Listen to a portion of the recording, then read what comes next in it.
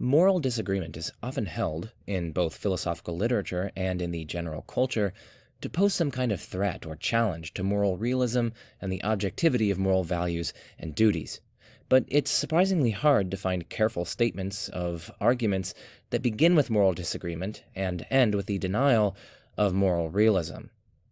So, in this video, we're going to try to understand how it is that moral disagreement is supposed to present a problem for metaethical or moral realism, and we're going to evaluate many arguments to that effect and see whether or not they succeed.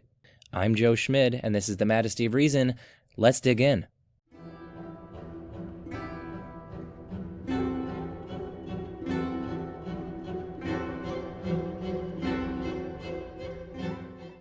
As is customary, it's really useful to get a kind of outline of the presentation, so I'm not going to go through this entire thing, but this is going to be a very juicy video, as you can tell.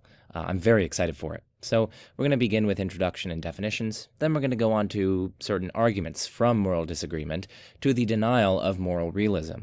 So the first one we're going to look at is tolerance, then an argument from self-evidence, then we're going to look at J.L. Mackey's Inference is the best explanation, then we're going to look at an argument called the no-method argument, and then rationally irresolvable disagreement, undermining realist epistemology, and then we're going to look at perhaps some ways that we might marshal moral disagreement as actually evidence for moral realism, or at least moral disagreement as posing problems for arguments from moral disagreement to the denial of moral realism.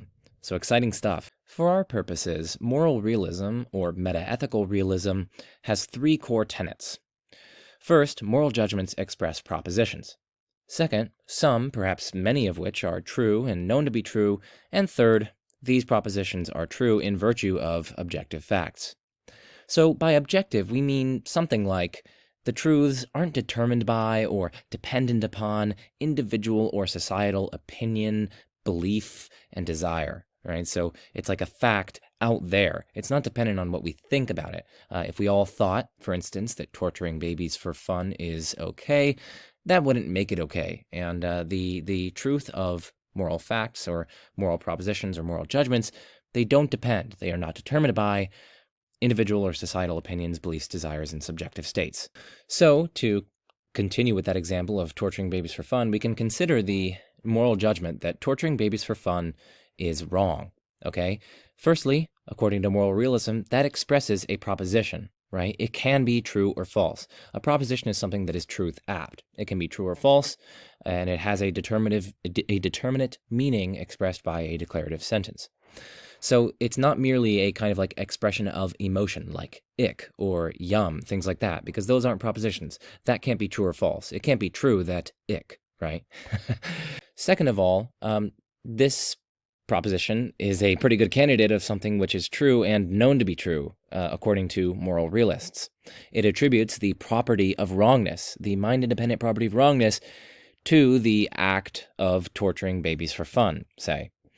And moreover, it would be true even if everyone thought it was not true, right? It's independent of people's opinions, tastes, etc. And that's where we get the third claim in there, that these propositions are true in virtue of objective facts.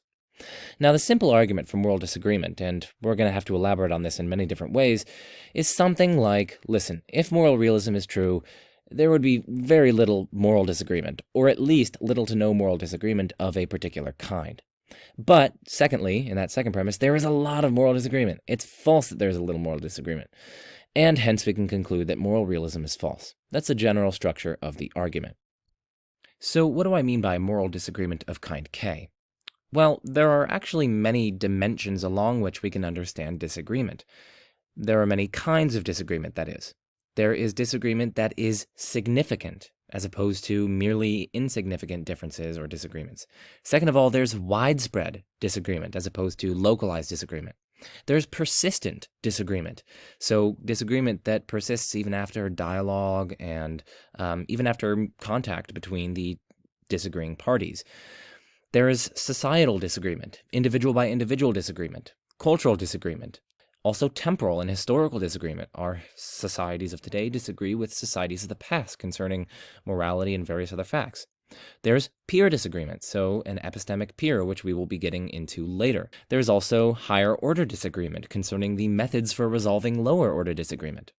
There's intractable disagreement, which might be something like no party to the debate is likely to convince the other. That's a kind of descriptive element of intractable disagreement.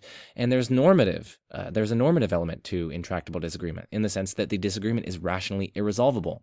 There's also core and peripheral disagreement. So disagreement concerning like core fundamental values and moral principles versus mere disagreement concerning more peripheral matters that aren't as, central to one's entire moral framework.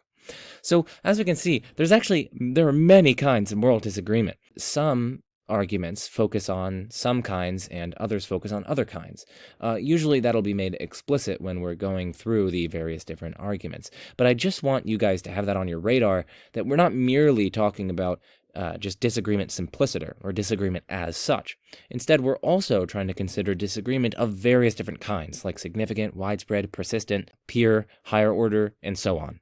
Now, the typical first stage of the dialectic in response to this simple argument for moral disagreement is to point out that disagreement in a domain doesn't entail the falsehood of realism within that domain. For instance, there's a lot of disagreement in science and medicine concerning, for instance, the causes of certain diseases and other sorts of things. There's disagreement in mathematics and philosophy and so many other things, perception. Yet, we clearly don't want to say that realism is false in all these domains. Clearly, we want to say that there are objective scientific facts. There are objective facts about what causes diseases, and that's independent of our opinions. There's an objective fact of the matter as to whether or not there's an external world, whether or not there's an apple out there, and things like that. So, disagreement in and of itself obviously does not entail the falsehood of realism within a given domain. And that's going to be true whether it's widespread and so on. And so this is where we meet an array of different arguments from disagreement that are more sophisticated than the simple argument considered here. I want to say also that the variety of different arguments from disagreement that are more sophisticated than this simple argument, the ones that we're going to be considering are based off philosopher David Enoch's article in the Journal of Ethics entitled How is Moral Disagreement a Problem for Moral Realism? You can find that link in the description. It's a wonderful article. It's really excellently written as well. He's a brilliant writer. So, with the introduction out of the way, let's move on to the first moral disagreement argument, from tolerance. The first argument from moral disagreement against moral realism essentially is trying to say, listen, moral realism is an arrogant, dismissive position. It's dismissive of other cultures' values. It's essentially saying, hey, we're better than them. Their values are inferior to ours. It's, for instance, a proclamation by us Westerners of the deepest moral convictions in non-Western cultures as inferior to ours, and that seems paradigmatically arrogant and intolerant. But exactly that proclamation seems to be implied by a Westerner, say, who accepts moral realism in the face of such cross-cultural disagreement while remaining committed to his or her Western values, whatever exactly those are. And so, with a slight modification on my part, Enoch articulates this argument from intolerance and dismissiveness and arrogance and so on as follows. Premise 1, in cases of cross-cultural disagreement, it would be intolerant to suppose we're right and the other's wrong. We shouldn't be intolerant, though, and so in cases of cross-cultural disagreement, we should not suppose we're right and others wrong. But if we should not suppose we are right and others wrong, then moral realism is false, and hence moral realism is false. So what are we to make of this argument? Well, I don't think it works, and I don't think it's that good. So the first problem is that it conflates theoretical or epistemic reasons on the one hand with practical or moral reasons on the other. Right? Even if it's intolerant to hold or express moral realism, even if we granted that, that's compatible with moral realism being true. It may not be tactful to insist other cultures are wrong or that their values ought not to be accepted, but they could nevertheless easily be wrong, and their values easily could be such that they ought not be accepted. The idea, then, is that in premise 2, the ought is practical or moral, but we can only derive the anti-realist conclusion by treating the ought in 3 as an epistemic ought.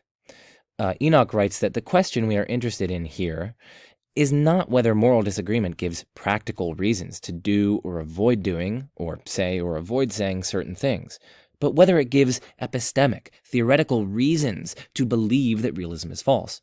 And it's hard to see how noting the practical significance of such virtues as tolerance and modesty can help in answering this question, end quote. So really, the ought in 3 is crucially ambiguous, as I've been emphasizing. If understood as an epistemic ought, like, we shouldn't be doing this in the sense of we ought not, it is epistemically wrong, it is unjustified, we are not justified in doing so, that's a kind of epistemic ought. 4 would follow from 3, but 3 clearly doesn't follow from the obviously practical and indeed moral premise 2, right? This is not saying that it is epistemically unjustified. This is a kind of moral or practical ought. In order to follow from 2, then, 3 must be understood as involving a practical ought. But once we understand 3 as a practical ought, thus understood, 3 does not support 4, right? This is only a practical ought, and from the mere practical ought, it doesn't follow that moral realism is false. We would also need a further claim that, for instance, we're not justified here, because it's that justification that allows us to say, for instance, that moral realism would be true, and things like that. So, in terms of the sketched argument here, it doesn't seem to work on account of conflating theoretical and practical reasons. The ought is crucially ambiguous. I think the second problem with this argument is that, why wouldn't it similarly be intolerant to insist that we are right about, say, scientific facts while others are wrong? It's the same kind of thing. We are insisting that our scientific facts are better than yours because ours are true and yours are false. We need some principled, relevant difference between realism in other domains and realism in the moral domain, such that an insistence on realism and truth in one of these domains, like science and mathematics and so on, does not count as intolerant and dismissive and arrogant, while moral realism in the moral domain does. And the argument thus presented simply doesn't give such a principled relevant difference between them. For all the argument says, it's just as intolerant and arrogant and dismissive to accept scientific realism and mathematical realism and so on when other cultures have different views about science and medicine and so on. Indeed, this argument itself is intended to show that moral realism is false, right? And this in and of itself is, by the argument's very own lights, intolerant, right? It's saying that, listen, they've got the truth and we don't. They are in that respect superior to us. And so by itself, the argument seems to show that the argument itself fails because the argument itself is intolerant, but we shouldn't be intolerant, hence we should reject the argument, so the argument by its own reasoning. So the argument seems to be able to be extended in absurd manners into science and medicine and so on, and it also seems to defeat itself. Also, premise 1 of that argument just seems clearly false. We can disagree in a tolerant way, right? You don't have to, say that we're superior, that our values are, more enlightened than theirs, or things like that. No, we can disagree in a tolerant way, as evinced by memes. I think another difficulty afflicting this argument is that premise 2 is not categorically true. Some things are such that we are justifiably intolerant towards them, indeed probably ought or should be intolerant towards them. For instance, rape, torture of babies for fun, snapping puppies' necks, beating someone up just because they have a different skin color, literal genocide, pineapples on pizza, kiwi on pizza. Anyway, that claim that we should not be tolerant as a universal statement, which is what the argument would need, that's just false, and it seems clearly false. So I've just went through 4 or 5 different reasons for rejecting this argument. Premise 2 seems false. Premise 1 conflates theoretical and practical reasons. It can be extended in absurd manners. It's self-defeating. Disagreement doesn't automatically mean intolerance because you can disagree in a tolerant way. So I've articulated many, many, many problems with this argument. I don't think it's good. But there's one other problem that what you might be thinking, you might have already thought of it, and it's that premise 2 is surely intending to be expressing the objective value of tolerance, right? And isn't that at odds with moral anti-realism, like the very thing that the argument is trying to establish? Well, yes and no. So to the extent that the person leveling this is trying to be expressing the objective value of tolerance, it is self-defeating for them to make this argument. But that doesn't have to be the case, right? Because the argument can actually be run as an internal critique of moral realism, thereby avoiding the charge of self-defeat. The moral anti-realist can essentially say, by your very own lights, Mr. or Mrs. Moral Realist, by your very own lights, intolerance is wrong. We ought not be intolerant. But if accepting moral realism does indeed thereby engender intolerance, and if intolerance is, by moral realism's own lights, wrong, then acceptance of moral realism means we thereby commit a moral wrongdoing. But surely any moral theory whose very acceptance thereby commits moral wrongdoing is false. So moral realism is false. That's essentially what the moral anti-realist can be arguing here. They can say it as an internal critique. They don't have to themselves commit to the objective value of intolerance, right? So, this does point to a more general point about internal or inner critiques. It's kind of analogous to arguments from evil when certain theists mistakenly say that, oh, well, hold on a second. The atheist can't mount the problem of evil because under atheism, there isn't even a ground to believe in evil. There is no evil under atheism, so you can't use it as evidence against God. Now, whatever the merits of that claim that there's no ground to believe in evil or there isn't evil under atheism, we can set that aside. For now, we can just note that this is not a good objection to the problem of evil. And why is that? Well, because the problem of evil can be construed, and is often construed, as an inner or internal critique of the worldview of theism. So simply put, really, and atheists or naturalists' metaethics and beliefs in general aren't really relevant to the problem of evil or any other internal critiques, and thus cannot be used as successful counters. So to illustrate this point about inner critiques, the problem of evil, and this argument in particular against moral realism, imagine you're discussing the movie Ant-Man with your friends. And you tell them the movie is just completely nonsense, right? You're just being a party pooper here. For starters, carrying around the shrink tank on a keychain would be impossible. Because although this ginormous shrink tank is shrunk, as stated by the movie, it didn't lose any atoms. Like, the movie itself is explicit that it didn't lose any atoms. The space between the atoms just decreased. That's how the shrink tank works in the movie of this Ant movie or whatever, Ant-Man or whatever. I haven't seen it. I'm just using this as an example because I know about it. So the space between the atoms just decreased, and thus the shrink tank would still have the same mass as it did originally, making it weigh several tons, unliftable to the average human, and hence you can't wear it as a keychain. That would not be possible, but that's what they do in the movie. Or when Scott, that is Ant-Man, shrinks smaller than Quark's, his technology only allows him to decrease the space between atoms and space inside atoms. But to be smaller than the parts of the atoms themselves contradicts this, thus showing the movie's incoherence, right? So this is you. You're just like, this movie is absolute whack, right? And so now imagine that your friends respond by saying, well, you don't even believe in Pym particles, the particles that increase or decrease the size and mass of objects. So on what grounds can you claim this movie is nonsense? Imagine that they told you that. You'd probably be stupefied by this retort, wondering, how does your disbelief in Pym particles invalidate your argument, right? It's just a movie after all, and all you did was point out its inner incoherence, right? And that's essentially what an inner critique is, right? It's a challenge to the internal coherence of a worldview. You don't have to believe in what your opponent does to criticize his or her position, because all that matters is they do. All that matters is they believe in it. But the point to recognize for now is just that internal critiques or inner critiques are perfectly legitimate dialectical avenues of criticizing positions. And so, although some people might be self-defeating themselves when they express the objective value of tolerance in premise 2, others might not be, and they could be leveling it as an inner or internal critique, as illustrated by the Ant-Man scenario, the problem of evil scenario, and so on. So, I don't think really this sixth or seventh objection that I've been leveling here towards this tolerance argument, I'm not quite sure, I'm not convinced that it works. But, the other objections are pretty fatal to my mind, at least.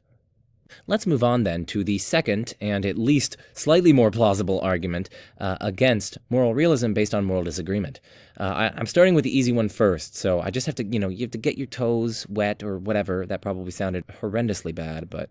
So the second argument is based on self-evidence. The idea is essentially that, listen, if moral realism is true, there are certain basic moral principles that should be self-evident to everyone, really. So self-evident truths, for those of you who need a refresher, are truths which are such that they are irresistible. Their truth is irresistible to any thinker who properly understands their meaning. That's essentially what's intended to be conveyed here. And so the argument is that premise 1, if moral realism is true, then moral facts are self-evident, or at least easily deducible from self-evident principles. But premise 2, if moral facts are self-evident, there would be very little moral disagreement. I mean, the very fact that some intelligent, honest people disagree about such facts seems to show that they're not self-evident. You probably don't want to say that a bunch of intelligent, honest people aren't even grasping the truths in question, because self-evident things are such that if you grasp them, then you automatically see their truth, and hence there wouldn't be any disagreement. But, so premise 3 says, there is lots of moral disagreement, and so moral realism is false.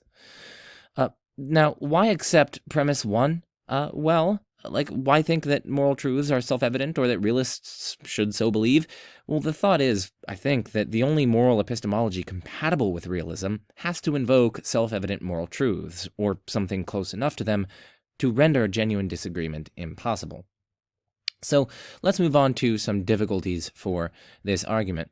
Now, premise 2, which you will recall from like 5 seconds ago, says that self-evidence entails that there would be little disagreement concerning those truths. Now, I'm actually not so sure about this. I mean, consider mathematics and logic, right? A lot of you people might not know this, but philosophers actually disagree about whether the law of non-contradiction has exceptions. I kid you not. There are a lot of philosophers, for instance, who think that the law of non-contradiction, that there are true contradictions, or that the law of excluded middle is either not true or not universally true, or admits of exceptions and so on. There are people who publish philosophy papers who think that they have shown that there are counterexamples to modus ponens and modus tollens. And there's actually some significant debate to be had there, because the arguments aren't at least ludicrous prima facie, they aren't. I want to show you that there's disagreement about the law of non-contradiction, the law of excluded middle, modus ponens, the principle of bivalence, whether P or not P. There's a lot of disagreement about the Pythagorean theorem. Not everyone accepts the parallel postulate on which the Pythagorean theorem is proven. Moreover, some people are led to anti-realism in philosophy of mathematics, say, and they in turn think that entails that statements like 1 + 1 = 2 are not true. So there's disagreement. There's substantial disagreement about whether or not 1 + 1 = 2, whether that's true, whether the law of non-contradiction is true, whether the law of excluded middle, either P or not P, either it's raining or it's not raining, things like that. Modus ponens, if P then Q, P therefore Q. There's lots of disagreement here. But come on, those, I still think that those are justifiably self-evident. But alas, we need not pursue this line of response further. We can at least just grant premise 2, at least for our purposes here, because, it seems reasonable enough, I guess, and at least prima facie plausible, but I do have my reservations that self-evidence entails little disagreement. I think that the person-based nature of justification kind of goes against this, and for more elaboration of person-based nature of justification, see my discussion with Josh Rasmussen on my channel, as well as the early portion of my video, Why Am I an Agnostic? So let's go on to a second criticism of this argument. So the second criticism is just that, listen, few realists hold that moral facts are self-evident or deducible from self-evident first principles. And there doesn't seem to be any straightforward reason as to why they should or ought to hold this. So it's just kind of misrepresenting moral realism. And moreover, on the most basic or foundational moral truths or principles or values, there is actually much, much less moral disagreement. For instance, do good and avoid evil, justice is good, don't inflict needless harm for no reason, etc.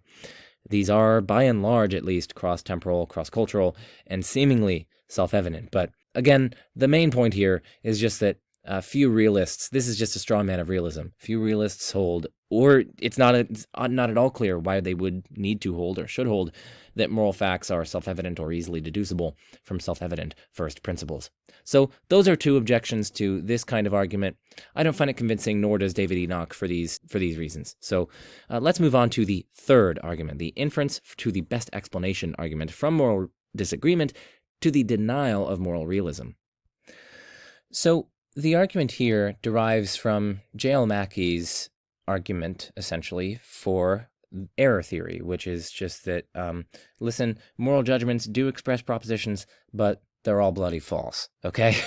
The main idea is that anti-realism is the best explanation of the patterns of moral disagreement that we see across cultures and times and eras and so on. Mackey, for instance, says in his book Inventing Right and Wrong, quote, "The actual variations in moral codes are more readily explained by the hypothesis that they reflect different ways of life than by the hypothesis that they express perceptions of objective values," end quote. So David Enoch essentially articulates the argument as follows. He says, premise 1, there's deep, widespread, significant moral disagreement across cultures and historical eras, as well as within them. Premise 2, the best explanation for such moral disagreement mentioned here is that moral opinions do not track objective moral facts, but instead merely reflect different ways of life. And so, this is an inductive inference, of course, because it's an inference to the best explanation, or I guess you could call it abductive. Moral opinions do not track objective facts. It follows from that. And so moral realism is false, because according to moral realism, moral opinions do track objective facts. So if our culture has the correct moral facts, so the argument goes, there must be something special about us that allows us to detect the moral facts better than others. But what on earth could that be, right? Like, why are so many other cultures fundamentally wrong in their basic values? Why are the moral facts, quote-unquote, hidden from them, but not from us? The intuitive thought behind a premise 2, moreover, is that it's harder for the realist to explain moral disagreement than it is for those rejecting realism. Assuming some version of subjectivism or relativism or perhaps non-cognitivism, say, such wide-ranging disagreement is just what we would expect, right? But if there is some kind of objective, universal moral truth, why is it hidden from so many people in so many matters, right? It's hard to see, so the thought goes, how the realist can come up with a satisfactory answer to this question, right? And this, the intuitive thought concludes, is a powerful reason to reject moral realism. The anti-realist, then, unlike the realist, has a readily available, illuminating explanation, right? Our values simply changed. That's what explains it. It's our ways of life that change, and that's all. That's all there is to it. And that's unlike the realist. The realist has to posit some kind of weird access that we have that other cultures don't, which seems inexplicable. It seems that there is a better explanation, at least, to be had in terms of the denial of moral realism. Now, the argument here is an inference to the best explanation argument. And in general, there are at least 6 ways of rejecting such arguments. First, you can deny the claim that the inference to the best explanation is a good ampliative rule of inference. Ampliative just means that you're kind of going beyond what's contained already in the premises, right? So deductive arguments like all men are mortal, Socrates is a man, therefore Socrates is mortal, right? There's a sense in which the 2 premises kind of already contain implicitly the conclusion. Whereas in non-deductive arguments, the rules of inference there are ampliative in the sense that the conclusion goes beyond the content that's already implicit there in the premises. Like you can say that, for instance, most swans are white, therefore all swans are white. That conclusion is not contained even implicitly in the premise. It's just meant to lend inductive support. So that's what we mean by ampliative. So, there are philosophers that think that inference to the best explanation is not a good ampliative rule of inference. So, for instance, philosopher Bas van Fraassen gives an objection called the best of the bad lot objection to the inference pattern known as abduction, or inference to the best explanation. Essentially, the thought goes that, listen, if the pool of our potential explanations are all really bad explanations, then, the best one in there isn't likely to be true because it's the best of a bad lot. If all of them are bad, right? It doesn't matter if you have the best explanation there. It's still probably not true at all. And so you shouldn't believe it. You shouldn't infer it. Things like that. That's an informal presentation of it. And so the idea goes is well, how do you know that these explanations are not all among a bad lot? So that's one way to reject an inference to the best explanation argument. We're not going to pursue that here, but I want that to be on your radar for critical thinking purposes. Secondly, you can deny the need to explain the relevant phenomenon. Thirdly, you can deny the existence of the relevant phenomenon. Fourth, you can come up with alternative explanations for the phenomenon, right? And you can argue that, hey, those alternative explanations are better than the proposed one that you're giving me.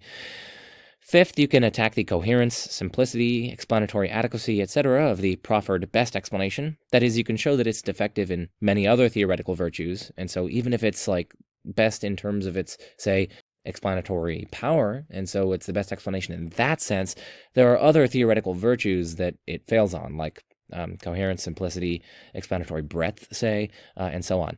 And then sixth, you can show that the relevant application of the inference of the best explanation to the phenomenon in question commits the fallacy of understated evidence. And I will explain what that is later on in this presentation. So some juicy stuff coming forward concerning critical thinking in the context of philosophy. That's my favorite. So, with these different ways to reject an inference to the best explanation argument in mind, how are we to go about responding to this inference to the best explanation argument from moral disagreement to the falsity of moral realism? At least prima facie, it does seem kind of plausible. So what are we to make of it? Well, not so fast. So the first problem with the argument is that there are realist-friendly alternative explanations of moral disagreement. Like, for instance, many moral matters are complex and not at all straightforward. Moreover, people are the victims of any number of cognitive shortcomings. We're all not as intelligent as may be hoped. We do not reason carefully enough. We discount prior probabilities, and so on. And to different degrees, right? Different people have cognitive shortcomings to different degrees, so that some may be more likely to make moral mistakes than others. Many find it hard, moreover, or do not want, to sympathize with others and imagine what it is like to occupy different positions in the relevant interactions in question. And different people, moreover, are sensitive to the feelings of others to different degrees. We also let our interests influence our beliefs, moral and otherwise. And given that our interests differ, this accounts for many differences in our beliefs, moral and otherwise. Moreover, we are subject to a variety of manipulations from others, and so to the distorting effects also of their self-interests. And so, listed here are different realist-friendly alternative explanations of disagreement, right? Moral debates are deeply complex. They involve sophisticated theoretical and empirical aspects. People have different cognitive biases. Moreover, as I've already said, it's also hard to empathize with others, right? It's hard to understand what it's really like to occupy a different position in the relevant interaction in a moral debate, right? Like many of those who defended slavery probably found it difficult, or maybe didn't even try to see things from the slaves' perspectives, right? And our interests, as I was emphasizing earlier, especially affect our moral beliefs, since our moral beliefs serve as constraints in our behavior, and our behavior that's what our self-interests are ultimately rooted in, right? It's in one's self-interest, say, to hold slavery was morally acceptable back in the antebellum South, right? Anyone who owned slaves faced the prospect of giving up a significant source of wealth, on the one hand, or admitting that they were morally evil, that they were moral monsters, if they were to endorse the moral badness of slavery. So their self-interest strongly counted against it. Furthermore, giving an interest in not revolutionizing your way of life, in not coming to view yourself and your loved ones as morally horrendous people, explanations in terms of the distorting effect of self-interest can explain the phenomenon Mackey was so impressed with, that our moral convictions seem to reflect our ways of life and not the other way around. We also thereby derive many psychological benefits. We don't have to regard both ourselves and our loved ones and our entire society as morally horrendous if we, preserve the status quo of the morally bad beliefs that we have, say. There's also an aversion, as I was just mentioning, to changing the status quo. We know that that's a bias found in humans. It's pretty prevalent. Importantly, moral disputes are also expected to be more subject to these kinds of factors than disputes in other domains, right? In controversies over, say, the theoremhood of a mathematical conjecture, typically not much is at stake in terms of the interests of those taking part in the debate. Similarly, for controversies about the nature of subparticles, say. The effect of self-interest can thus serve to explain not just the scope of moral disagreement, but also the difference between the scope of moral and other disagreements in, like science, say. Sometimes interests are affected rather strongly by controversies in other areas as well. Well, what then? Actually, in such cases, right? In such cases, when interests are affected rather strongly in controversies in non-moral areas, where the promotion of mathematicians, the religious convictions and institutional interests of some creationists, or, say, the economical interests of social classes are deeply affected by controversies in mathematics, physics, and economics, in such cases, we do see much more disagreement, right? And this is just as the explanation in terms of interests predicts. And so this explanation in terms of interests is immensely powerful. Given explanations in terms of the distorting effect of interests on moral beliefs, what would be really surprising is if we found moral disagreement against interests. What would be surprising, for instance, is if the South thought slavery was wrong and the North thought it was morally unobjectionable, or if the rich believed in socialism and the poor in libertarianism. But this is not typically the case, right? There is a striking correlation between the moral views people take on controversial moral matters and the views that would, if realized, serve them better. And what best explains this phenomenon? Surely it's just the distorting effect of interests on moral beliefs. And realists, moreover, can combine all of these explanatory strategies, right? They can hold that the full range of moral disagreements are well explained, or at least the proponent of the inference to the best explanation argument hasn't ruled these out as sufficiently good explanations. The moral realist can give a combination of these strategies, and that the full range of moral disagreements is perfectly well explained by some balanced appeal to all of the considerations previously articulated. We could, for instance, treat some disagreements as not fundamentally moral, others as reflections of the distorting effect effects of emotion and interest, still others as being due to insufficiently subtle understandings of what people are actually claiming, still others as aversion to changing the status quo and difficulty empathizing with others, and so on. Long story short, there are lots of realist-friendly alternative explanations of moral disagreement, and I don't think Mackey sufficiently takes these into account. But there are more problems, so let's go on to those. So one way to understand the inference to the best explanation argument for the denial of realism based on moral disagreement is as saying that the probability of moral disagreement given the denial of realism is greater than the probability of disagreement given realism. And per Bayes' theorem, that would mean that disagreement constitutes evidence for the denial of realism vis-a-vis or in relation to realism. The basic idea is that, listen, the data, namely moral disagreement, is more expected under the hypothesis of moral anti-realism, and it's less expected on the hypothesis of realism. And therefore, the denial of realism predicts the data better than realism does. And therefore, our seeing this data, the massive moral disagreements, the widespread, significant, deep moral disagreements, that provides evidence for the denial of realism. But yet, given the general fact of disagreement, the additional observations of moral convergence, moral progress, and so on are more likely on the hypothesis of realism than on the denial of realism, right? So this is essentially the fallacy of understated evidence. The fallacy of understated evidence, as Paul Draper puts it, is that the proponents of a given argument say, or an argument to the effect that something provides evidence for a hypothesis vis-a-vis its negation, these people, these proponents, they successfully identify some general fact about some topic that is more surprising on realism than on the denial of realism, but all too conveniently ignore other more specific facts about that topic, facts that, given the general fact, are significantly more surprising on the denial of realism than on realism, end quote. Now, Draper was actually talking about the fallacy of understated evidence in relation to some other problem in philosophy. But we can adapt that here, right? It's a general fallacy. There are these additional, more specific facts which, given the general fact of disagreement, are actually far more surprising on anti-realism than on realism, right? We see a great deal of moral convergence. We see a great deal of moral progress. Moral progress. How could you have moral progress if there isn't some kind of objective standard by which you are evaluating such progress? If there is no objective standard, right? If there is no objective morality, there's clearly no such thing as progress. You aren't getting better, you're just kind of changing in your tastes. It's like going from liking vanilla to liking chocolate, say. It's not really progress in a sense, right? It's just a difference. And so moral progress, the fact of moral convergence, that disagreement is actually weeded out over time, at least in general, all these things are actually more likely on the hypothesis of realism than on anti-realism. I think that just focusing on moral disagreement commits the fallacy of understated evidence. When we actually take into account more evidence, right, even if we granted that moral disagreement favors anti-realism, we have other facts that, given the general fact, are significantly more surprising on the denial of realism than on realism. And they actually thereby constitute evidence in favor of realism. And so that's the second problem here. I guess I should expand on what I mean by understated evidence, right? It's not just disagreement here that we need to account for.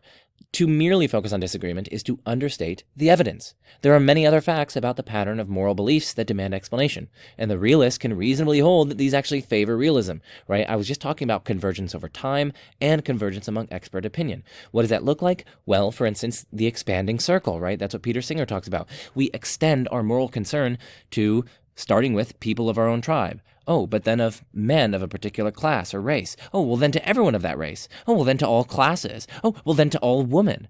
Okay, now to, all ages, say. Oh, now to some higher animals, like you can't just abuse them or, use them in any manner you want. It's this expanding circle of moral concern. You gradually get more and more agents and moral patients within your circle of moral concern. It's an expanding circle, and that's a pattern that we see. That's a convergence among expert opinion and convergence over time. And convergence is arguably best explained by people coming to converge on the moral facts as societies start to overcome the biases that I was previously articulating, right? As societies become more literate, more educated, more interconnected, moral concern expands. You have greater exposure to other walks of life. You have greater avenues to empathize with others, to really see what their experiences are like. And this facilitates greater convergence on the moral facts of the matter. And so we have a perfectly fine, actually amazing realist explanation of this that seems surprising on anti-realism. And so we have these further facts that, given the general fact of disagreement, are actually very surprising on the denial of realism. vis-a-vis the acceptance of realism. And so this actually probably can be turned into an argument in favor of realism. And so that's really my second response, that Mackey's argument, the inference of the best explanation argument, commits the fallacy of understated evidence. Let's move on to a third way of responding to this inference of the best explanation argument.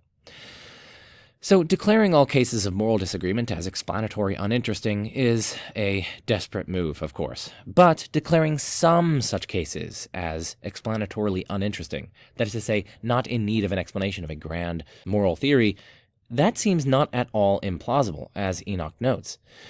And this in itself constitutes a defeater for the inference to the best explanation argument for anti-realism, right? Since in order to infer the categorical truth of anti-realism with respect to all moral judgments, we need the claim that all such moral judgments call out for explanation. If only some called out for explanation but others don't, then the inference to the best explanation argument is wholly inapplicable to the ones that don't call out for explanation. In which case, it's still entirely an open question as to whether realism or anti-realism holds for those other facts that aren't in need of explanation, say. And so the inference to the best explanation argument alone wouldn't resolve that, and so it would still leave open the truth of moral realism. Thus, at the very least, the proponent of the inference to the best explanation argument for anti-realism has much more work on their plates. They have more work to do in order to mount a convincing case against moral realism. They have to show all cases of moral disagreement do in fact require explanation. And at the very least, it's not at all implausible, as Enoch notes, that declaring some such cases as explanatorily uninteresting, that's not implausible. So that's the third response. That's kind of like a hurdle that the argument needs to get over. There's a fourth response. Let's move on to that one.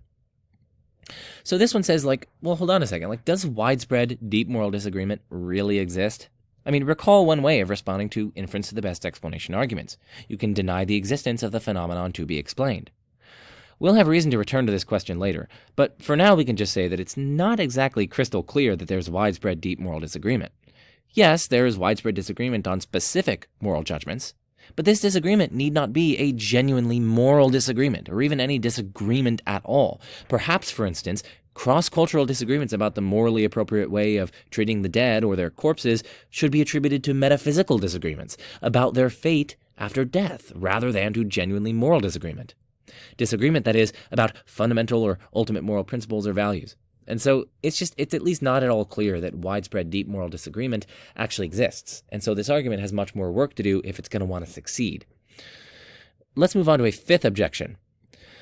So Enoch makes an excellent point concerning the dialectical context of the inference to the best explanation argument from disagreement.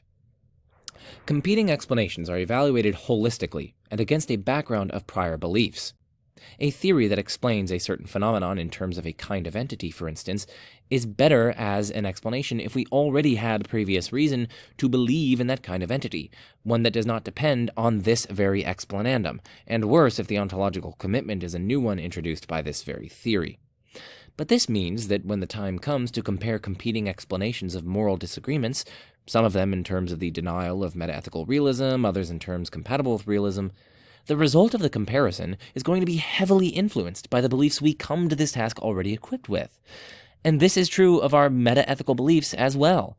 So, how good psychological explanations of disagreement are compared to metaethical, anti-realist ones will partly depend on whether we were metaethical realists to begin with, on what independent reasons, independent that is, of this very version of the moral disagreement argument, we have for endorsing or for rejecting metaethical realism, and on how they interact. It follows, therefore, that it is not just that whether we should accept metaethical realism depends, among other things, on what the best explanation of moral disagreement is. What the best explanation of moral disagreement is also depends, among other things, on whether we should antecedently accept metaethical realism.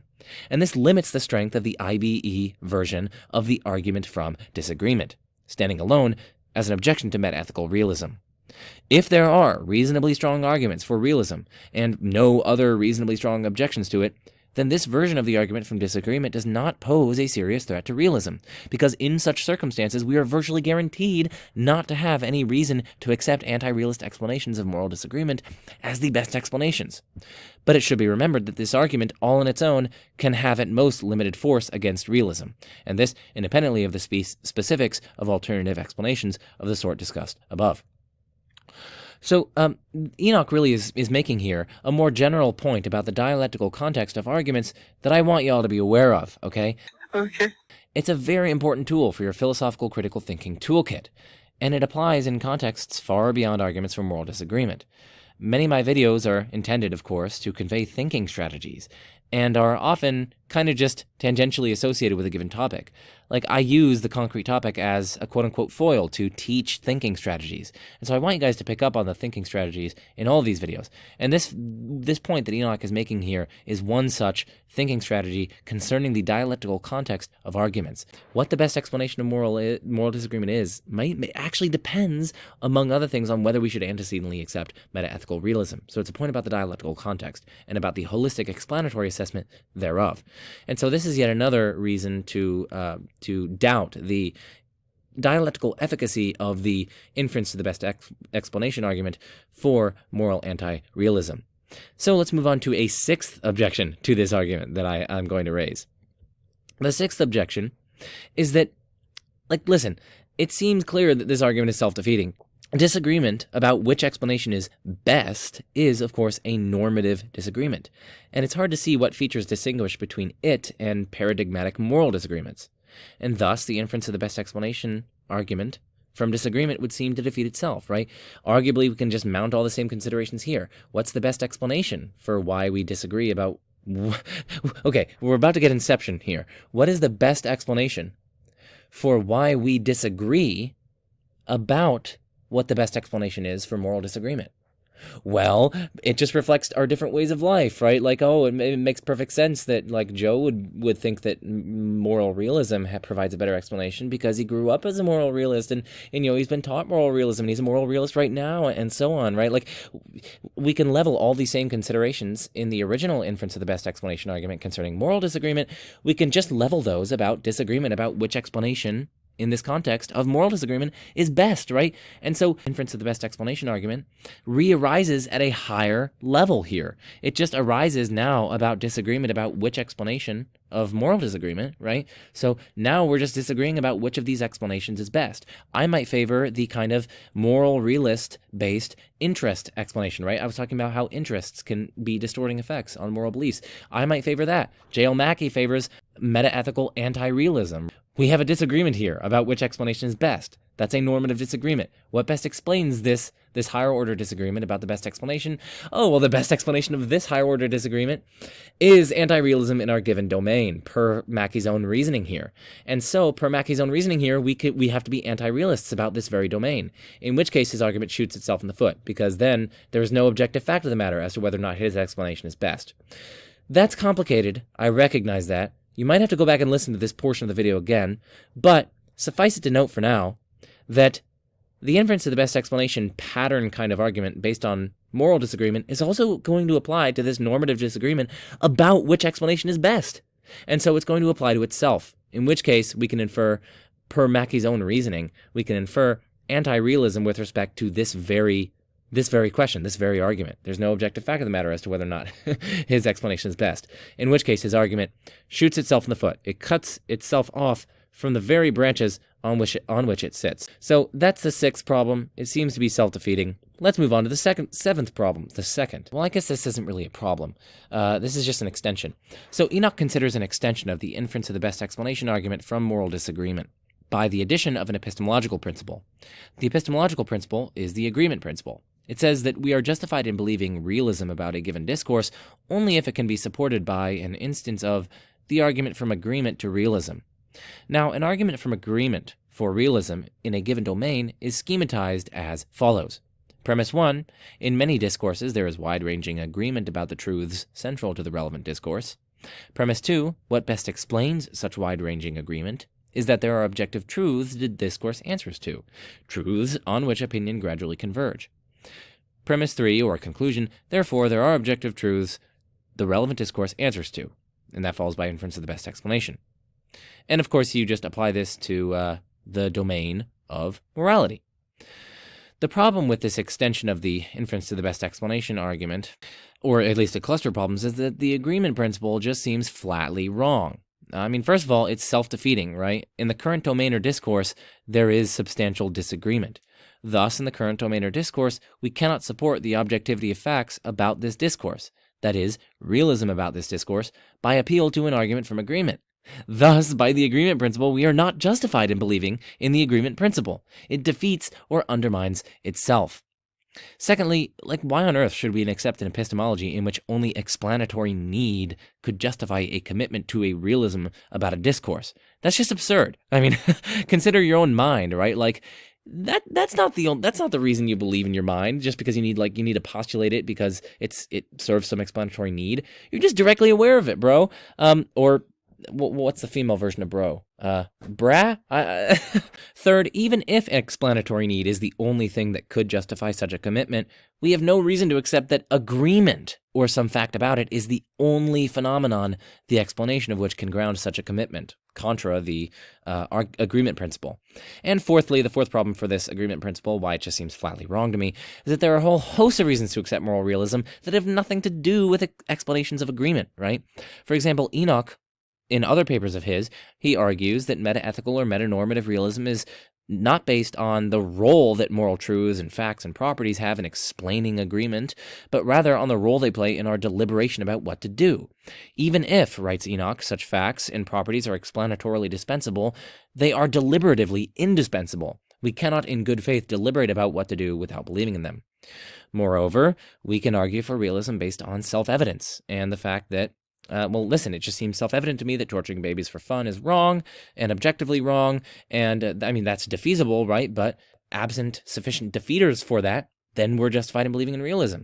Moreover, you have Terence Cuneo's normative web argument. We normally think that you should pursue truth, like it is an objective fact that you should pursue truth. You should believe an argument you take to be sound. You should believe the conclusion of that argument. We also think that you should not pursue falsehood and things like that, right? These are epistemic norms. We think that, you should value evidence. You should value truth. That just seems self-evident. But normative elements of epistemology are just as they're on an epistemic and ontological par with moral norms, right? They're both normative. They kind of stand or fall together, as it were. They make a kind of normative web, such that if you deny one of them because it seems spooky or weird or impossible, then, so the argument goes, you thereby have reason to deny the other. But we shouldn't deny the objectivity of normative, epistemic normativity, like you should believe an argument you take to be sound, things like that, in which case you should also not deny moral normativity. That's basically the rough sketch of the argument. My main point in this fourth point here is that there are lots of reasons to accept moral realism that have nothing to do with explanations of agreement. And so let's move on to a summary of this inference of the best explanation argument. I've given a number of lines of reply. First, plausibly, the realist isn't going to have a hard time explaining such disagreements in alternative ways that are perfectly consistent with realism, perhaps most commonly by referring to the distorting effects interests have on moral beliefs. Secondly, it commits the fallacy of understated evidence, and we actually kind of found an argument for realism in that regard. Third, it's not completely clear that all cases of moral disagreement call for explanation, but that's precisely what the IBE argument would need in order to succeed. Fourth, there may very well be less moral disagreement than there seems to be, though of course it's implausible that there's none. And fifth, a kind of holistic explanatory assessment helps us see that the dialectical context is such that whether or not we think that moral anti-realism is the best explanation will actually probably just depend on a prior commitment to meta-ethical anti-realism. And by contrast, if we have a prior commitment to moral realism, well, then we're well within our epistemic rights of rejecting meta-ethical anti-realism as the best explanation. And of course, you can have combo play here, right? The realist can plausibly combine a number of these strategies to offer an even more forceful reply to the argument. The realist may, for instance, argue that there is less moral disagreement than there seems to be, that much of what is left can easily be explained consistently with a realism, and that whatever disagreement, if any, remains unexplained does not in fact call for explanation. Some such combined strategy seems a quite promising one for the realist to take. And so I don't think that this inference to the best explanation argument from moral disagreement to the denial of moral realism succeeds. And so let's move on to the fourth argument, the no method argument. This argument essentially states that we don't have a good method for resolving moral disagreement. Moral disagreements, they just don't seem amenable to the resolution methods applied in other disputes. When, for instance, two biologists disagree about some hypothesis, there will be considerable agreement about what it would take to resolve it, like what kinds of evidence would resolve the dispute, how we should go about gathering such evidence, and so on. Enoch writes, "When two physicists disagree, sometimes rather strongly, about the truth or acceptability of a scientific theory, they typically agree at least about what would settle their disagreement. They agree, for instance, that if so-and-so an experiment were to yield this and that result, or if some observation were to reveal certain data, this would settle the controversy, and they agree how such further evidence would settle it. So, although there is often disagreement in physics, it is somewhat superficial, and underneath it lies a deeper agreement. If not about the truth of theories, at least about what findings support what theories, and roughly to what extent. But it is exactly this feature, the thought goes, that is missing in cases of moral disagreement. Moral disagreement runs much deeper than disagreement in the sciences, because typically, or at least often, in cases of moral disagreement, there is no deeper agreement underlying it. No agreement about how to settle the more superficial disagreement. And it is this fact, not merely the disagreement itself, that poses the problem for moral realism. So disagreement about empirical facts is, as Enoch and others have argued, accompanied by, or, Enoch is, I guess, arguing on behalf of the anti-realist here. He's kind of constructing their argument in the best light. Disagreement about empirical facts is accompanied by sufficient agreement about methods for adjudicating the dispute.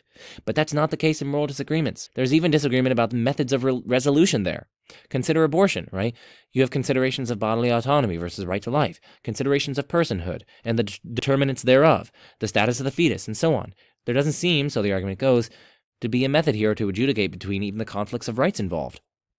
And so the argument in premise by premise form states that premise 1, there's no method for resolving moral disputes. Premise 2, if there's no method for resolving disputes about X, then we're not justified in holding beliefs about X, so we're not justified in holding moral beliefs. So moral realism is false, because remember, moral realism has, as we defined it earlier, a commitment to the fact that we have at least some moral knowledge. But if we're not justified in holding moral beliefs, then we don't have moral knowledge, and so moral realism would be false. So what are we to make of this argument?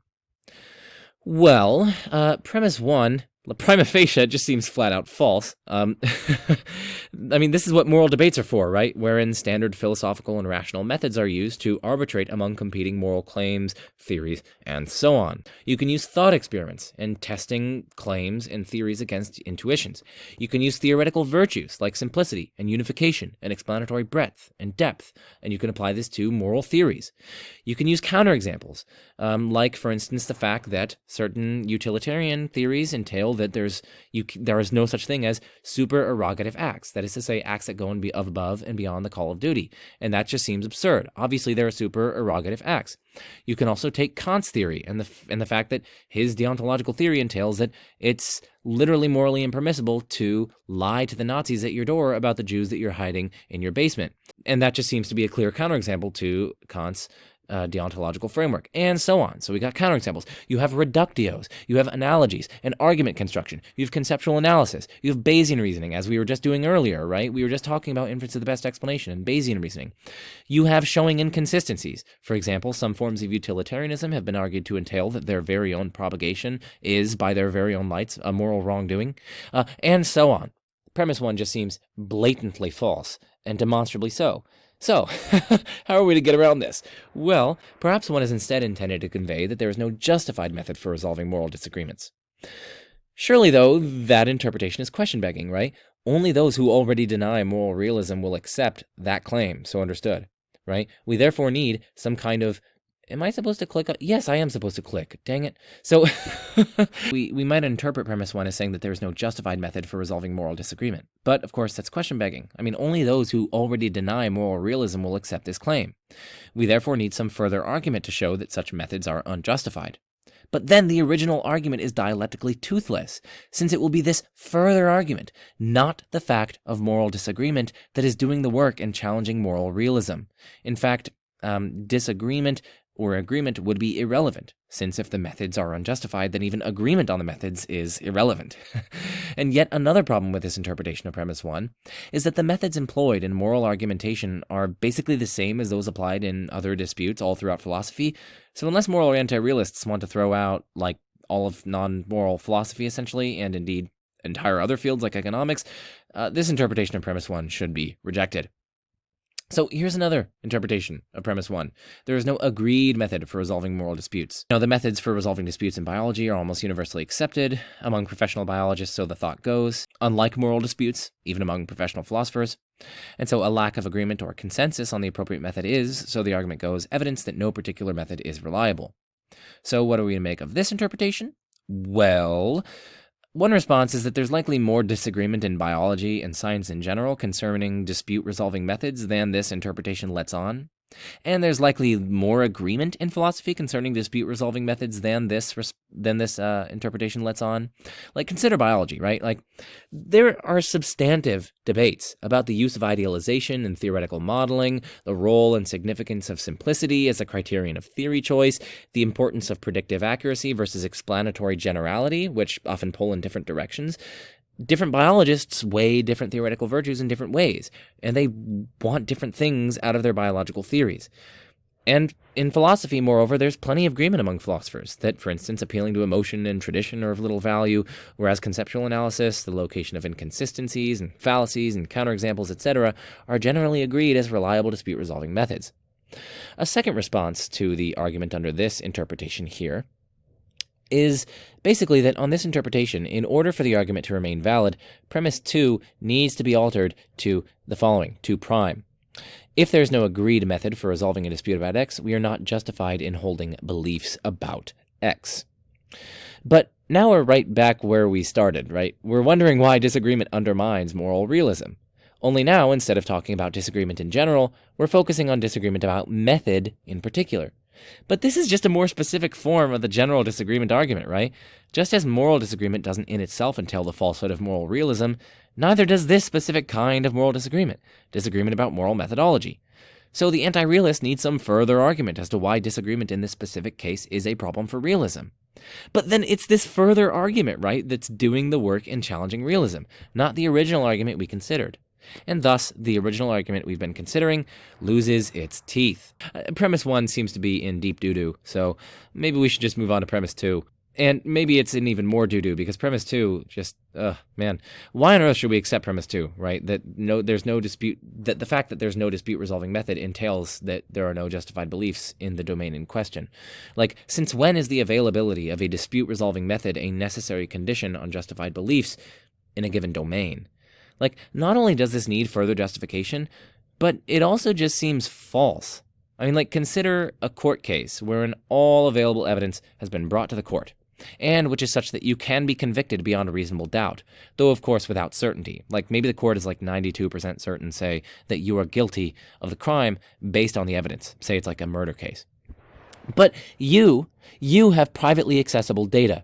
Suppose that you have crystal clear memory of being at home, reading the book The Majesty of Reason, A Short Guide to Critical Thinking and Philosophy, by your nightstand, and you know, your knowledge that you have and had absolutely zero interest and zero intention in committing the crime in question. Your knowledge, you have this privately accessible knowledge that you've never even heard of the victim until this trial, and so on, right?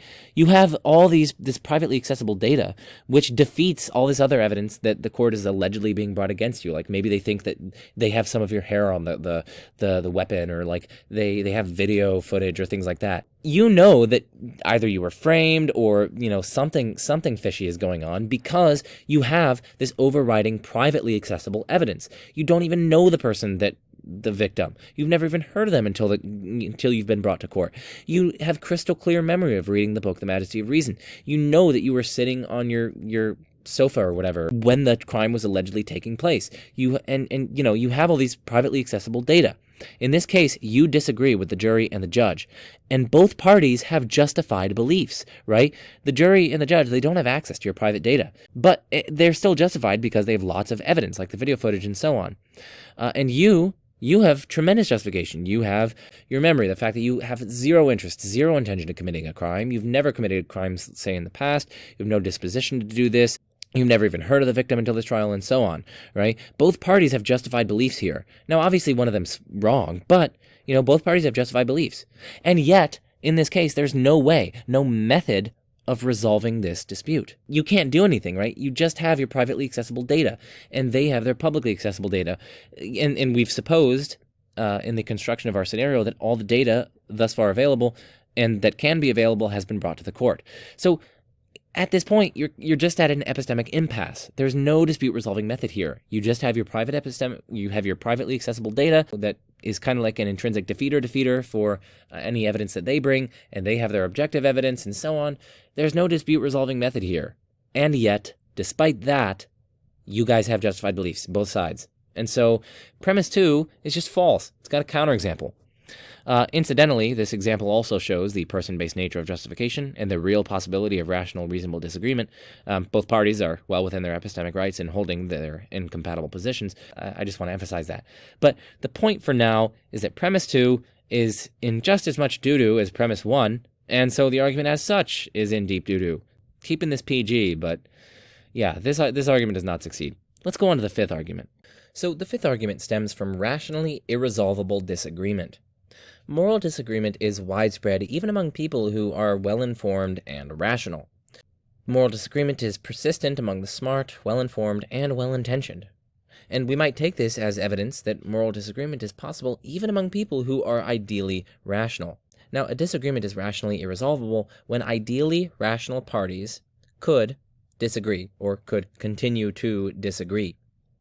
With this in mind, we can formulate the argument like so. There can be rationally irresolvable disagreement about every moral belief. Now, it's important to note that every is in fact needed here, right? Because if only some moral disagreements are rationally irresolvable, we don't get the categorical anti-realist conclusion that we want concerning all moral beliefs.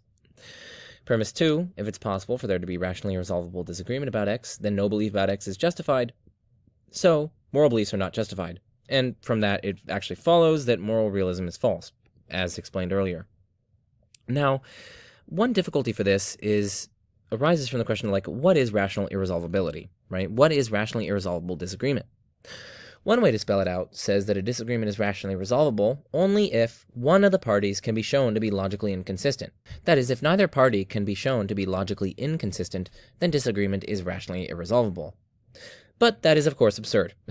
There are loads of absurd but logically consistent views one can hold to in every domain, like external world skepticism, the view that the world was created 5 seconds ago with implanted memories and food in our stomachs and so on. And you can also have some pretty absurd worldviews on which the Earth is flat, but you can actually make them consistent, and so on. So, yeah, this is not a good criterion. Another way to unpack rational irresolvability, is that perhaps a disagreement is rationally resolvable whenever either party can be shown to have made any kind of error. Then, rationally irresolvable disagreement would clearly challenge realism, since the disagreeing parties have made no mistakes or errors, but yet persist in their disagreement. The problem here, though, is that this is flatly question-begging against the realist, since to say that there is rationally irresolvable disagreement in this sense is to already assume that neither disagreeing parties to the dispute is wrong. But that's literally just a denial of moral realism, right? By definition, in moral disputes, moral realists hold that one side is wrong while the other is right. Thus, to say that there can be rationally irresolvable disagreement in moral disputes in the sense just articulated is already to assume that moral realism with respect to the moral dispute at hand is false. In other words, moral realists will simply deny that moral disagreements are rationally irresolvable in this sense. The realist thinks that at least some of the positions at hand are incorrect, or at least one of them, in which case one of the disputants must have made an error of some sort. The realist can take disagreement itself as evidence of some kind of error or mistake. This is standard in other domains. Two people disagree about their result after doing an arithmetic problem. This very fact, in and of itself, leads us to think that at least one of them made a mistake. And the moral realist will say the exact same thing about moral disputes.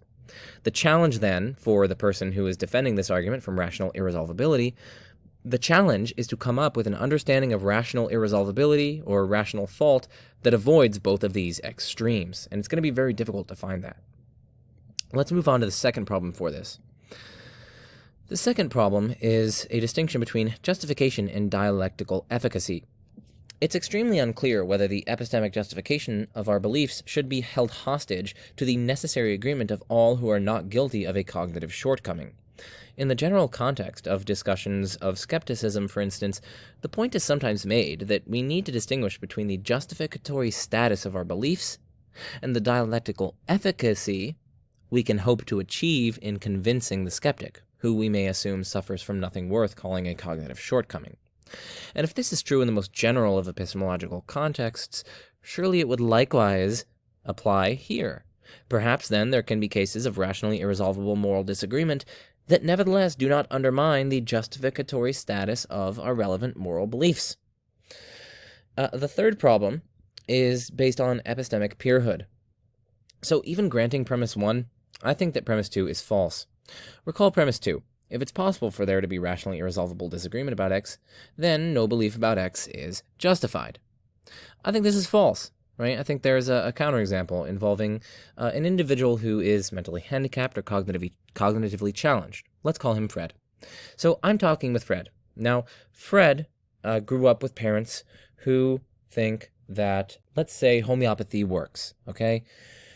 And they teach him this. They have anecdotal evidence. They give it to him. He gets better after some portion of time after taking homeopathic, I don't want to call it medicine, homeopathic medicine, I guess. His parents have instilled in him from a young age and so on. And let's suppose that he's like 9 or something. He's like 10. This is Fred. Now, Fred here has some justification for his belief, right?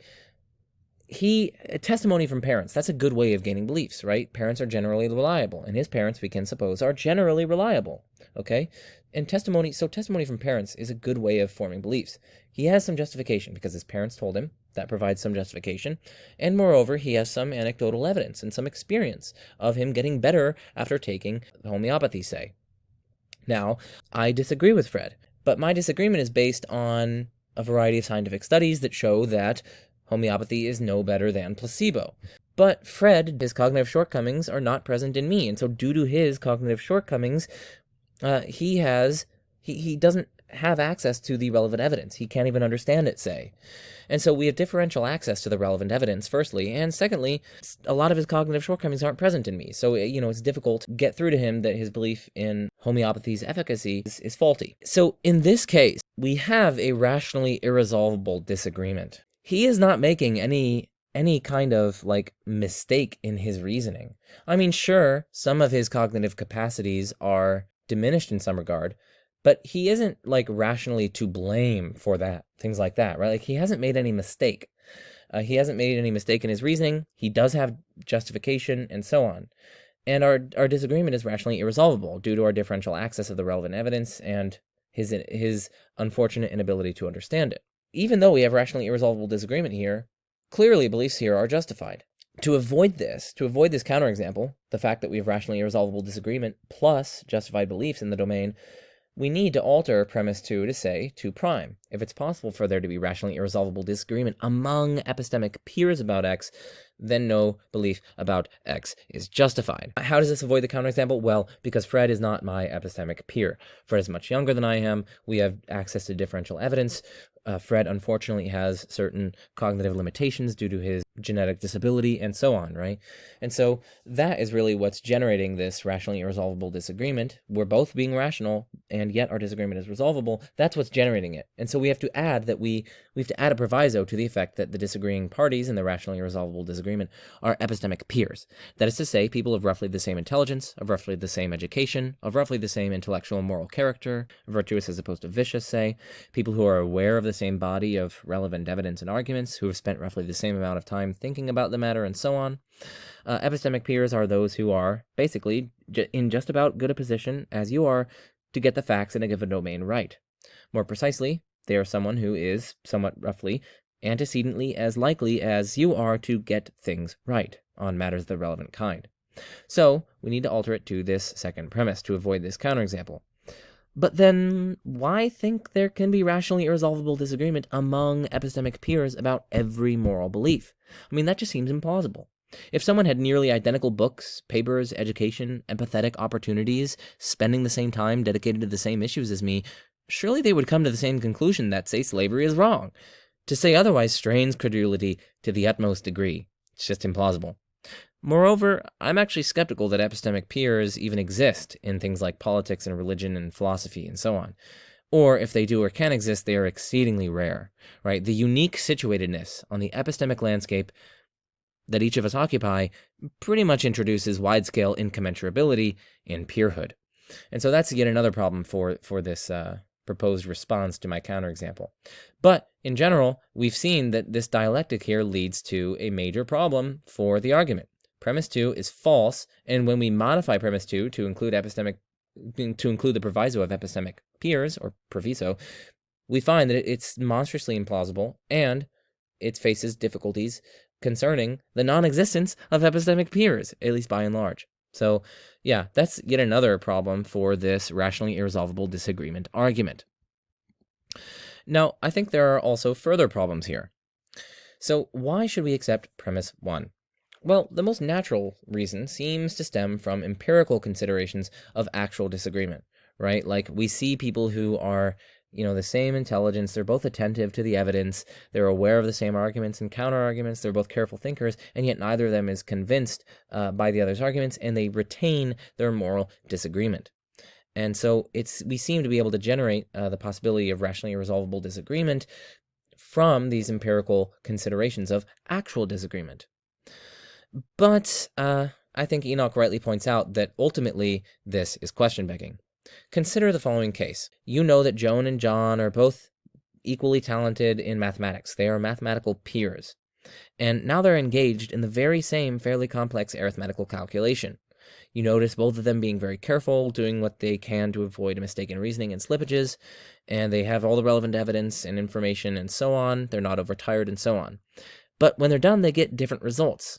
So here in front of you is an apparently rationally irresolvable mathematical disagreement, and yet it seems clear that you should not conclude that the disagreement is as it appears to be, that neither Joan nor John is guilty of anything worth calling a cognitive shortcoming. Why? Well, the answer lies in your prior commitment to a kind of realism about arithmetical calculations. We come to this case already equipped with the justified conviction that arithmetical calculations admit of one result.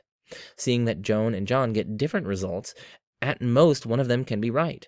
And according to our antecedent beliefs about the nature of such calculations, you can only get the wrong result if you're guilty of something worth calling a cognitive shortcoming, like a fallacy of some kind, or perhaps some inattention, or something of this sort.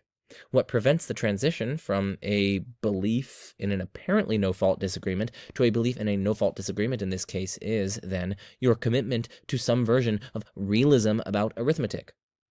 Now, the same applies in other discourses where we are intuitively comfortable with a realist view of some kind, one not allowing for rationally irresolvable disagreement. If John sees an object as square-shaped and Joan sees it as rectangular, then this alone is reason enough for us to conclude that one of them is guilty of something worth calling a cognitive shortcoming, like having poor eyesight, or standing too far or too close to the relevant object, seeing it in poor lighting, and so on. We're not even initially tempted to reassess our views of shapes, right? This is true even without any independent evidence, independent, that is, of the very disagreement in Joan's and John's shape judgments or mathematical judgments, that one of them is guilty of something worth calling a cognitive shortcoming, right? Getting back to moral disagreements, then, we can suppose that two people disagree about whether the state should criminalize the use of certain drugs, say, one claiming that it should, the other claiming that it shouldn't. And suppose further that we have no independent evidence, that is, independent of this very moral disagreement, that either one of them is guilty of anything worth calling a cognitive shortcoming. Why should we not take this very disagreement as all the reason we need to believe that at least one of them is guilty of such a shortcoming, right? In the mathematical and shape cases, our, roughly speaking, realist commitments seem to justify such an attitude, right? We know that one of them made a cognitive shortcoming, after all, because we have a prior commitment to realism in the mathematical domain and the shape domain, say. And this means that the analogous metaethical views would license the analogous attitude in the moral case. Assuming moral realism, we are perfectly entitled to take this very disagreement as reason to attribute to at least one of them a cognitive shortcoming, even if at this point we have no further story to tell about this shortcoming. Now, of course, if we don't start off as metaethical realists, this line of thought is not available to us. But that, of course, doesn't save the argument from rationally irresolvable disagreement. Remember, the argument is supposed to present an objection to metaethical realism. But now we have found that it poses a problem for realism only if we come to this argument already rejecting, or at least not accepting, realism. If we start off as anti-realists, the argument may have force on us, but not so if we start off as realists. And this means that it fails as an independent objection to metaethical realism. It depends on a prior commitment to metaethical anti-realism. The basic idea here is that assuming realism, we have reason to believe that any specific disagreement, that it that it does involve something worth calling a cognitive shortcoming. So premise 1 begs the question against the realist. And of course, this point becomes even stronger when we remember that in order to pose a challenge to metaethical realism, premise 1 must apply to sufficiently many, sufficiently important moral disagreements. And, moreover, this also points yet again to the person-based nature of justification. The force of this argument, as we've seen, and as Enoch rightly points out, depends on your prior commitments and the reasons you yourself have for such commitments. And this point applies to countless other arguments in other areas, and it's also a point that's often underappreciated when discussing arguments for various positions. And so Enoch himself stresses this point even further. He says, quote, "First, if we come to this disagreement unbiased either for or against realism, and if it does seem implausible, pre-theoretically, to attribute a cognitive shortcoming to one of the disagreeing parties, then the argument from apparently rationally irresolvable disagreement does have some weight for such an individual against realism," end quote. But for the realist, it question begs against the realist in question. In my mind, the most convincing demonstration of the person-based nature of justification is just to do and read philosophy and see how it crops up almost everywhere. And one such demonstration is right here, in this article, in this argument, and in this dialectical context, right, that I'm talking about right here, right now. So I don't think that premise 1 succeeds. Seems to beg the question. And so we have lots of reasons to reject this rationally irresolvable disagreement. We found that there's this challenge of balancing between the extremes of logical consistency and any kind of error in understanding rational irresolvability. We found that the distinction between justification and dialectical efficacy counts against the argument. We found that premise 2 faces a counterexample, and the attempt to patch it up doesn't actually succeed in patching it up. And finally, we found that premise 1 begs the question. So let's now consider a sixth argument for moral disagreement, deriving from Undermining realist epistemology. So realists claim that we have moral knowledge. So realists owe us an account of why we should think that moral beliefs can track the moral facts. How is it exactly that moral beliefs, our moral sense as it were, tracks the moral facts? We don't see, hear, taste, touch, smell, etc. the moral facts. By what faculty do we detect them? Moral disagreement, moreover, seems to set constraints on how this problem can be answered. Oftentimes people say that, moral theories are judged against intuition, and you can use a moral methodology of reflective equilibrium, wherein you weigh your moral intuitions against broader moral principles, guided by theoretical virtues such as simplicity, consistency, applicability, and so on, until a coherent integrated web of moral belief is achieved. But, so the thought goes, appeals to intuition are arguably undermined by widespread disagreement. If intuitions play a central role in justifying moral beliefs, then surely the realist holds that moral intuition tracks moral facts. But that's surely challenged if different people, say, have different moral intuitions. At the very least, the realist owes us an account, an explanation here. He or she needs to specify the circumstances in which intuitions are reliable. Moreover, invoking an empirically dubious faculty of rational intuition amounts, the thought goes, to naming the mystery rather than demystifying it. The worry really is that on realist assumptions, there is no plausible way of explaining the supposed correlation between our moral beliefs and the moral truths. And without a satisfactory explanation of such a correlation, it's far too mysterious to be admitted. And without admitting that correlation, the epistemic status of our moral beliefs is threatened. There isn't such a correlation between our beliefs and the facts. It's far too mysterious, so the argument goes. So moral realism is threatened, so this Undermining realist epistemology argues, it's threatened by moral disagreement because moral disagreement is really trying to undermine the very foundations that the realist uses in his or her epistemology of moral knowledge. So the first thing to say by way of response to this argument is that, listen, while it would be good to have a kind of account or story as to how we have moral knowledge, right? Technically speaking, the moral realist doesn't need such an account in order to affirm that we have moral knowledge. Why is that? Well, because knowing that P doesn't require knowing how you know that P. And you can just see this by means of an infinite regress problem.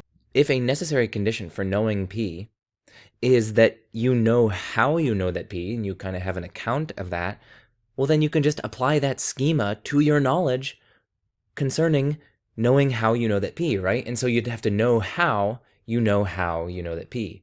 And then you can apply this schema to this very piece of knowledge, such that now you have to know how you know that P, and so on, right? We're getting into inception. But you see that in infinite regress, a vicious regress looms on the horizon. And so we should reject that principle, that categorical principle, to the effect of knowledge that P requires knowing how you know that P. And so the realist, while it would be good and while it would be preferable for the realist to have an account of moral knowledge, it isn't devastating, because knowledge doesn't require knowing how that you know the thing in question. And so we can have moral knowledge, say, without knowing how we know that we have moral knowledge. Moreover, they can take an externalist approach. Babies, for instance, don't know how they know things. Neither do animals, presumably. That would take a kind of higher order conscious awareness of the reasons on which they base their beliefs, or the reliability of the methods that they use, and so on. But instead, babies just kind of form beliefs, if they have beliefs, or they just kind of have that kind of intuitive knowledge. And same with animals. Like, we want to say clearly that animals know things, they can recognize one another, they can, and so on. But they know things without knowing how that they know. And so we have a further counterexample to this claim that knowledge requires know-how. Moreover, when you get into the nitty-gritty details, the same problem, the fact that we oftentimes don't know how we know things, is going to afflict other, perhaps all, ways of knowing, like mathematical ways of knowing, logical ways of knowing, and even perceptual knowledge. As far as I'm aware, we don't have any good account of how the photons bounce in our eyes and cause certain patterns of neural stimulation, which go down the optic fibers and the optic nerves and go back to our occipital lobe and somehow produce a belief, a perceptual belief, and somehow give rise to conscious experience. We don't know how that happens precisely, and yet we still want to say that we have perceptual knowledge.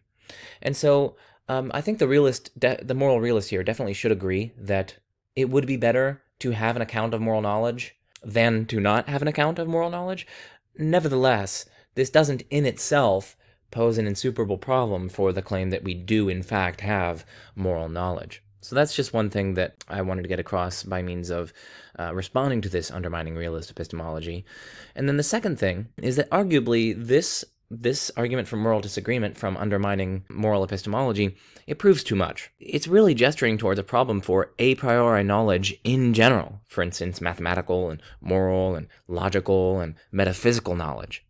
And so unless the objection wants to give those up, which would be self-defeating because it's relying on certain intuitively grasped logical principles like modus ponens and things like that, the fundamental point to realize here, though, is just that our mathematical and logical and metaphysical knowledge is arguably a priori. And that's gonna be just as problematic, for instance, or unproblematic, arguably, as some of our a priori knowledge of the moral domain or the moral realm. And so, challenging a moral realist epistemology with regard to these a priori facts and our perhaps ability or inability to specify how we latch onto them a priori, that's going to be a problem for a whole host of fields of knowledge in general, like mathematical and logical knowledge, say. And instead of concluding, then, that we don't have mathematical and logical and metaphysical knowledge, right, I think the thing to say is just that, well, this actually isn't too much of a challenge for a moral realist epistemology. The third response to this sixth argument from moral disagreement against moral realism, based on undermining moral epistemology, is that it's not really an argument from disagreement. As David Enoch points out, the relevant point in our context is not so much how seriously this epistemological worry should be taken, but rather the striking fact that it can be stated without any reference to moral disagreement. The real worry is that too robust a realism may lead to skepticism, to the impossibility of moral knowledge and even warranted or justified moral beliefs. Moral disagreement may be a powerful heuristic, a real-life reminder of this epistemological worry, but it plays at most a limited role in the general epistemological challenge for moral realism.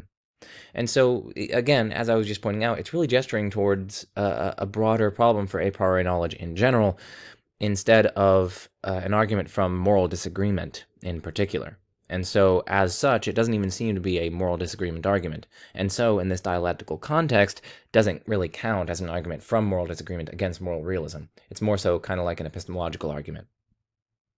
So that concludes our survey of a variety of different arguments based on, or allegedly or purportedly based on, moral disagreement against moral realism or metaethical realism. But I do want to point to perhaps some general worries against such arguments. There are some general problems that arguably afflict these things.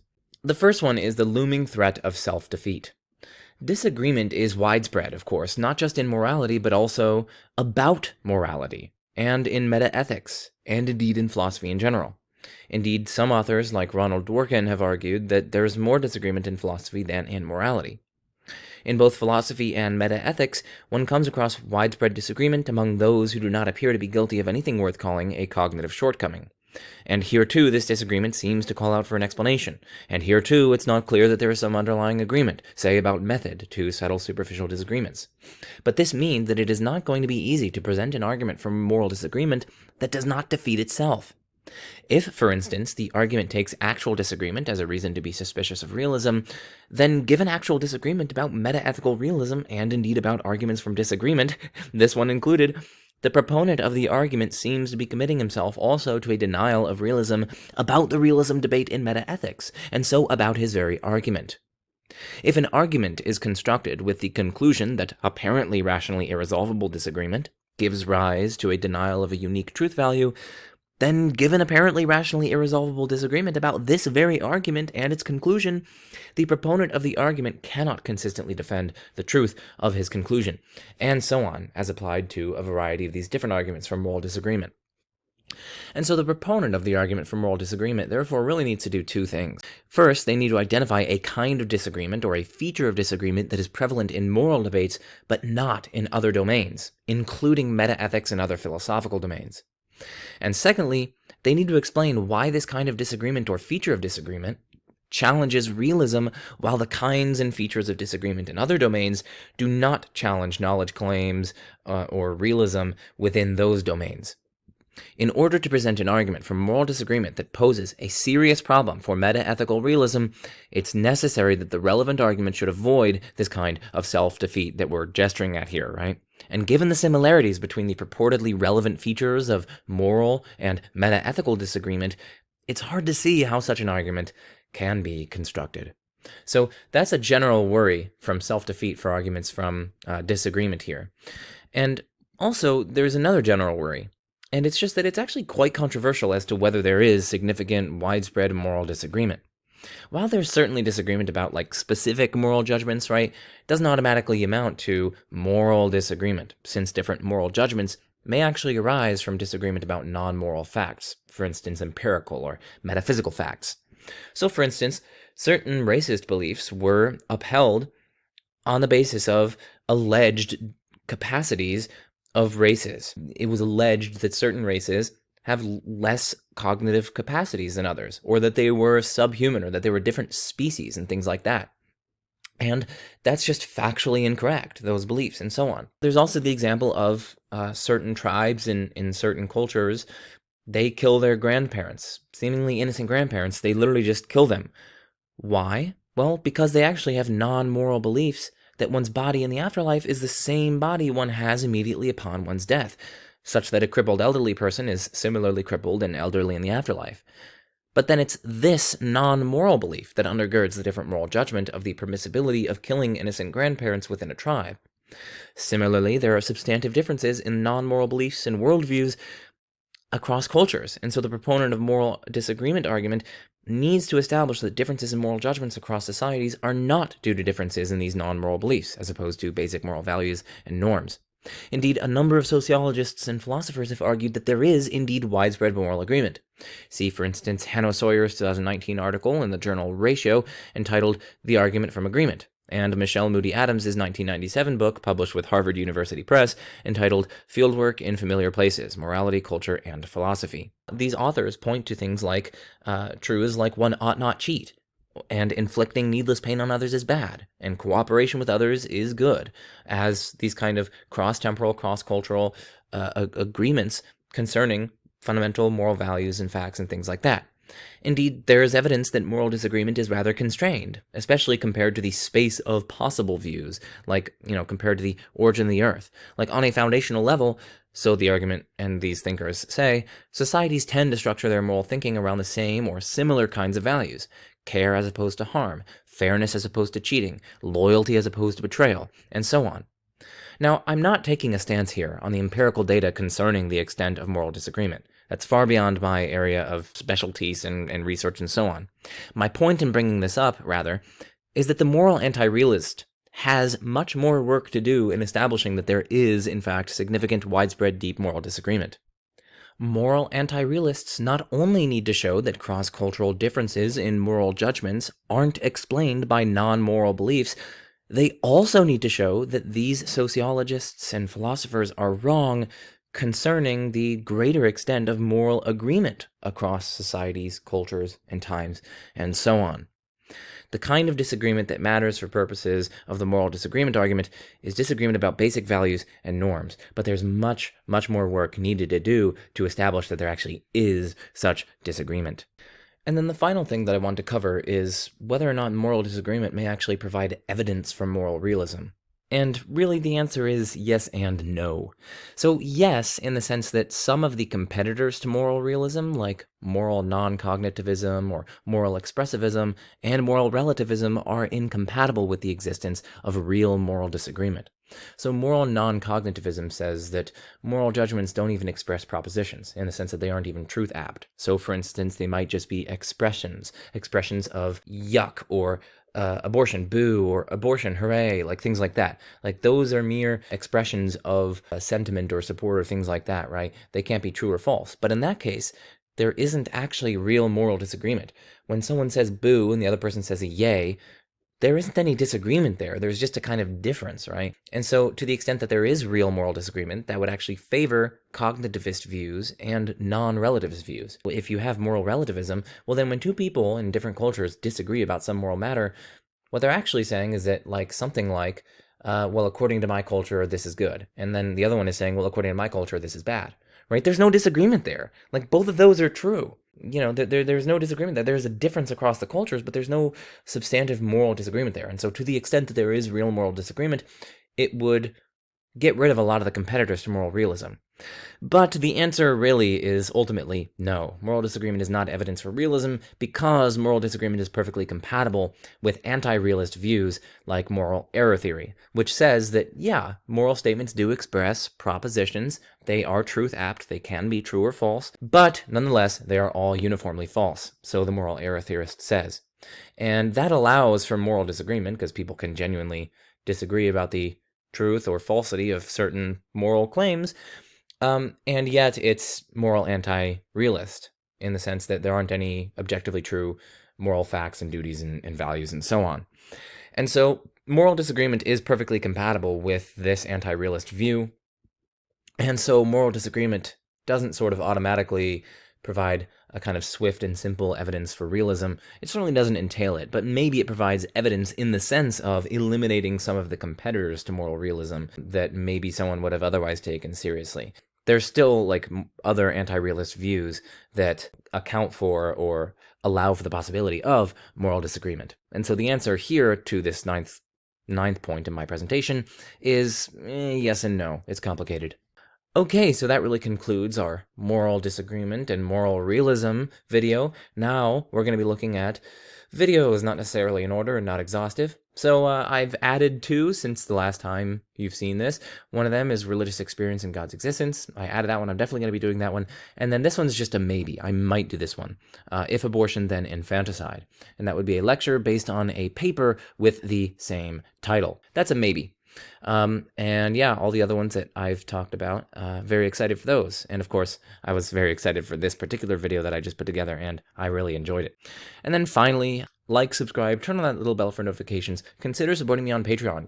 If you do that, you can get access, right? You can get access to the notes that I prepared for this video and all my other videos, certain transcripts for those videos, and other sorts of things. There's a free book in there, 2 free books actually.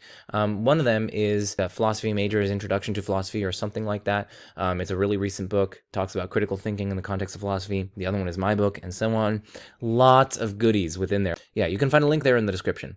And finally, most importantly, share this with your friends. I really enjoyed this, and maybe you have a friend who thinks that moral relativism is true, or they argue on the basis of moral disagreement to the falsity of moral realism. You can send this to them and be like, hey, listen, these arguments don't really seem to work, and moral realism can withstand the challenges that they pose. And so, yeah, if you have a friend who's a moral relativist or a moral anti-realist, perhaps consider sending this to them. I didn't prove moral realism in this video. I was just kind of defending it against moral disagreement arguments. But still, I think it contained a lot of really fun and really informative philosophical methods, tools, distinctions, ideas, and so on.